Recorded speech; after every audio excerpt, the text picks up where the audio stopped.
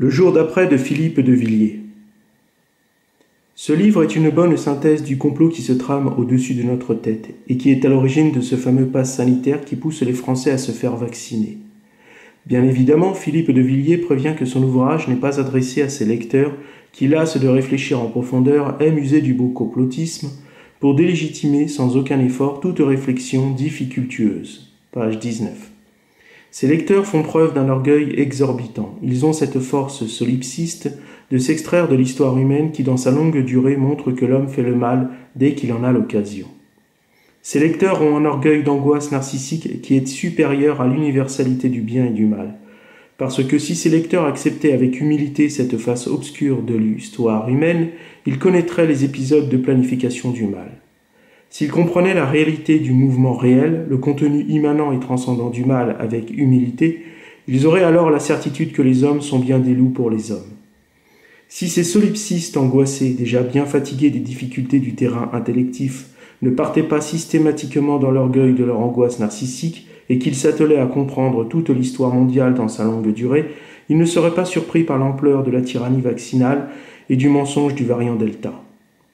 Mais ces lecteurs que De Villiers écarte ne sauront peut-être jamais quelle est cette conspiration universelle dont parle Bernanos, qui lutte contre toute espèce de vie intérieure. Page 24.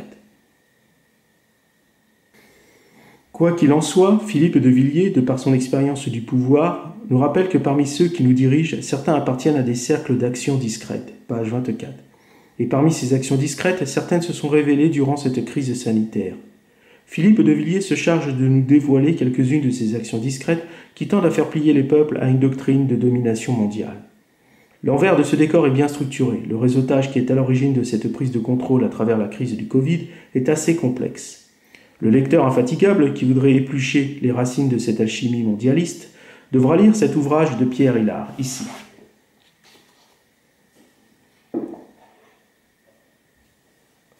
L'analyse est assez ardue pour ne pas dire nébuleuse, mais le cloisonnement narratif opéré par l'auteur aère l'architecture de ce calendrier de domination mondiale.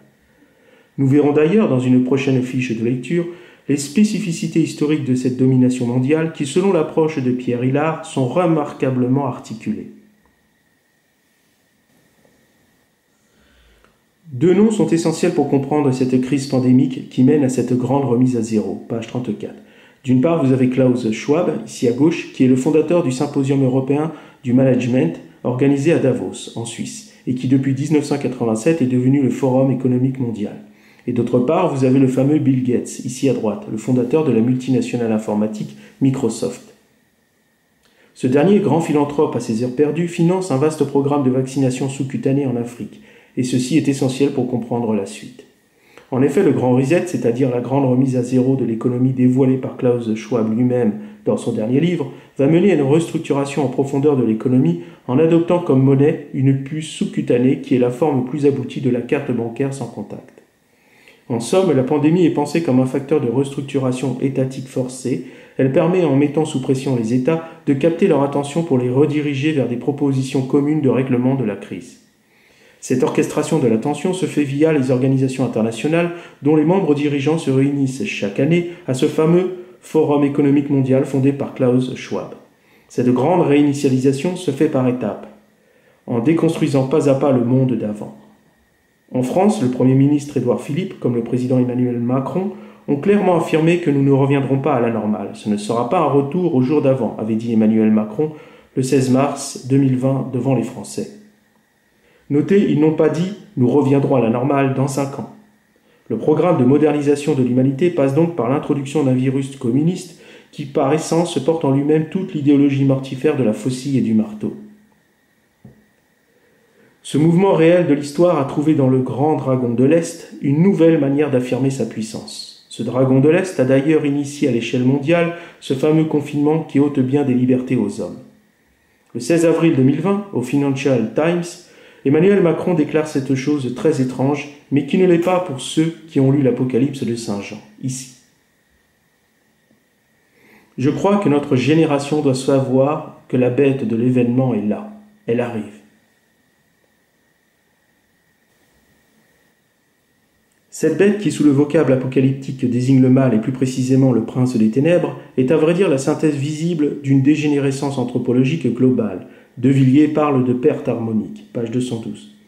La bulle chimérique de l'endettement qui a permis de financer toute l'horreur technologique et culturelle du temps contemporain a fini sa besogne et elle est prête à exploser devant une humanité abrutie par le spectacle.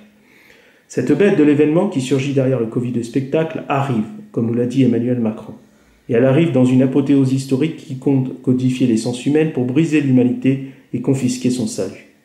Le code comptable qui prendra la forme de la puce sous-cutanée est un code d'ordonnancement d'identification du stock humain. Cette comptabilité de la matière humaine a été initiée sous forme d'un nombre tatoué sur le bras dans les camps de la mort durant la Seconde Guerre mondiale. Cette bête dont parle Emmanuel Macron, qui fait actuellement sa mue pour atteindre sa pleine et entière puissance, fait l'actualité à travers la vaccination et le pass sanitaire. Pour cette bête, l'humanité est une chose indistincte. Sa réification passe donc par sa codification. Ainsi, cette nouvelle trajectoire prise sous le signe du Covid, qui s'éloigne sensiblement du monde d'avant, se dirige vers un abîme d'immatérialité numérique où l'homme ne sera plus le consommateur de la marchandise, mais la marchandise elle-même. La grande réinitialisation considère le monde d'avant comme rétrograde et obsolète. La crise pandémique a d'ailleurs propulsé les entreprises du numérique à des très hauts plafonds de rentabilité, page 48. Pour exemple, la fortune du fondateur d'Amazon a augmenté de 24 milliards de dollars en 4 mois de confinement mondial, page 100. Désormais, tout se solidifie autour du numérique. Entreprises comme particuliers s'enchaînent à cette connectivité planétaire qui en réalité fait progresser une manière d'être que l'on peut qualifier de digitalisée. Pour qui a lu le grand accélérateur de Paul Virilio ici,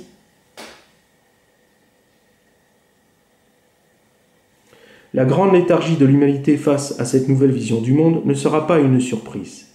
Le directeur général de Microsoft, Satya Nadella, aux ordres de son maître Bill Gates, saluant durant le Covid les énormes bénéfices de Microsoft, page 101, a déclaré ici : nous assistons à l'aube d'une deuxième vague de transformation numérique qui balaie toutes les entreprises et toutes les industries. Notez le caractère révolutionnaire de ces propos. Les termes deuxième vague et le verbe balayer sous-entendent un tsunami. Ce qui est visé, ce sont les formes traditionnelles de l'économie marchande. La numérisation doit tout refonder, tout doit être repensé selon les technologies du numérique. Il suffit d'observer cette amorce avec les monnaies virtuelles et l'usage de plus en plus intensif de la carte bancaire. Avec les confinements, qui furent initiés, je le rappelle, par la Chine communiste, les citoyens ont accéléré leur mutation numérique et ont commencé à adopter la dématérialisation du réel en greffant leur identité au tout virtuel. Ce cheminement de dépossession de soi fait atteindre à l'homme le summum de la léthargie. De Villiers parle d'état végétatif. Page 50. Demain, le corps sera considéré comme une pile d'énergie calorique qui sera capable de recharger la batterie du relais numérique. Ajoutez à cela les micropuces sous-cutanées qu'on impose déjà aux animaux domestiques et on se dirige vers la fusion des identités physiques, numériques et biologiques. Page 51. Cette alchimie va permettre une surveillance accrue de chaque être humain. Le pass sanitaire, qui est la forme primitive de la micropuce sous-cutanée, page 53, signe la fin de la liberté comme on la conçoit en Occident. Cette domestication en cours de développement est une structuration produite par les marchands de Davos qui considèrent l'humanité comme de la pâte à modeler. La technologie, sous l'impact du Covid, est donc devenue maîtresse du jeu. Elle est en train de redéfinir les relations entre les êtres en les subordonnant à ce grand tout qui se nomme le web.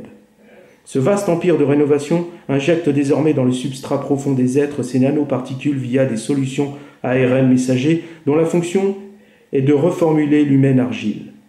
Cet homme nouveau qui sort des vaccinodromes apparaît finalement comme cet homme recomposé par un certain Dr Frankenstein. Les cénacles mondains du narcissisme putride du capital qui ont élaboré ces injections particulières désirent, avec leurs solutions expérimentales, changer le monde de l'intérieur. Ces Faustiens, sous les regards complaisants et serviles des dirigeants et des médecins, recodifient le génome humain en vue de tuer la mort. Page 78. Cette longue aspiration à l'immortalité du corps est désormais l'offre marchande à portée de main, et ce nouveau pouvoir absolu n'entend pas être partagé avec le reste de l'humanité.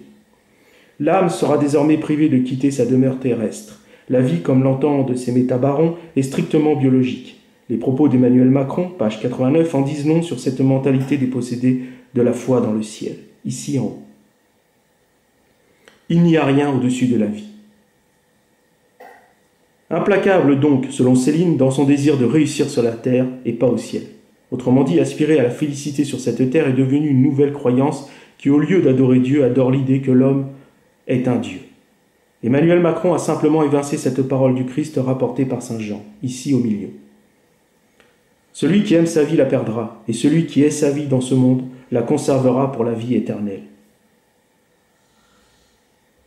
La vie dont parle Emmanuel Macron est dépouillée de sa qualité surnaturelle. Cette traduction déficiente de la vie est fausse car elle réduit l'homme à sa fonction motrice. La vie, comme l'entend le Christ, a permis à l'homme de retrouver sa réalité générique vraie parce que le Christ a réorienté le déroulé historique de l'humanité. En réalité, les hommes de Davos produisent de l'homme aliéné universel. Ces technoprophètes, nous dit donc de Villiers, sont comme des dieux qui tiennent entre leurs mains l'avenir du monde. Le fondateur de Facebook, Mark Zuckerberg, ne s'en est pas caché, page 76, ici en bas. Mon objectif n'a jamais été de créer une entreprise, mais de bâtir quelque chose de susceptible de changer le monde.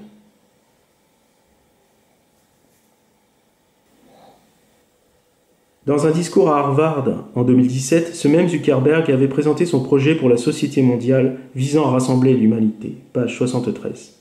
Vous aurez compris, dans un monde de plus en plus athée, où les hommes ne donnent plus de sens à leurs difficultés, ces technoprophètes apparaissent comme des génies qui peuvent solutionner ces mêmes difficultés. Naturellement, la peur prend beaucoup plus de place parce que, contrairement au croyant qui construit sa vie autour de la croix, l'athée, qui a fait de la technologie un dieu qui résout ses difficultés, n'apprend plus à travailler sur ces mêmes difficultés. Et comme aucune sagesse profane n'est capable de donner suffisamment de sens à ces difficultés, il les fuit comme un lâche. Il finit par avoir pour seul horizon la peur de la difficulté, et celle-ci le brise quand la technologie est inefficace. C'est pourquoi l'athée est plus tributaire et obéissant à la technologie. Celle-ci se magnifie comme un dieu puisque ses capacités progressent chaque jour. Bien des croyants faiblissent devant ce pouvoir d'immédiateté, délaissant petit à petit leur foi pour devenir des relativistes ou des croyants zombies. La rédemption digitale de l'homme proposée par les hommes de Davos est un appât voué à faire perdre progressivement la foi dans le ciel.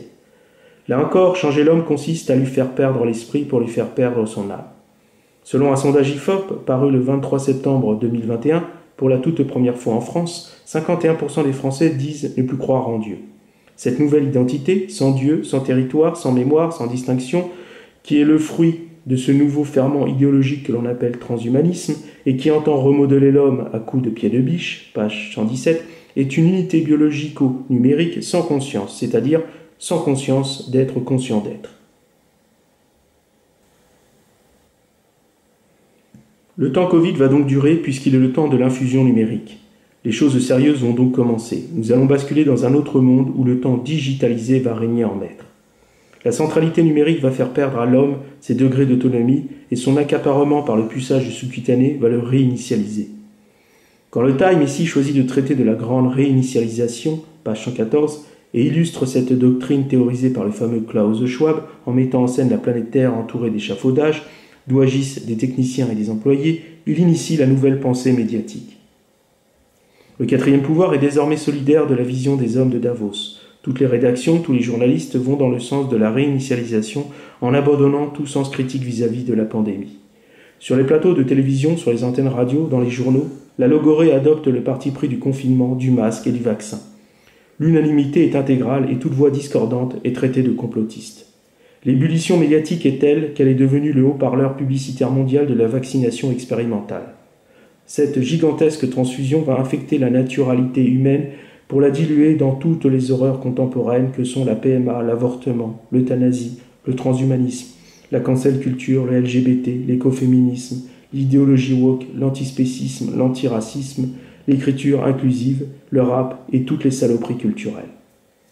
Si le citoyen de 1850, de 1900 ou de 1950, qui n'était pas si différent de celui de 1700 ou de 1750, pouvait assister à ce qu'est devenu le citoyen de 2020, il pleurerait tant il croirait que cette manière d'être est celle de fou dans un asile.